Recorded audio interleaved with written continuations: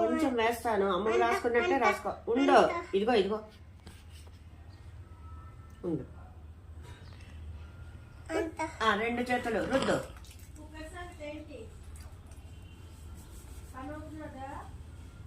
ముందు ఇలా ముందుకి ఇలా ఉంచు, బుర్రంచు. ఇక్కడ రాసుకో రాసుకో. చిన్నమ్మా ఏం చేస్తున్నావు? నూనె రాసుకుంటున్నావా? ఎవరిచ్చారు నీకు నూనె? అమ్మమ్మ ఇచ్చిందా? మరి అమ్మమ్మ చేత రాయించుకోవచ్చు కదా. నీకొచ్చా? నీకొచ్చా?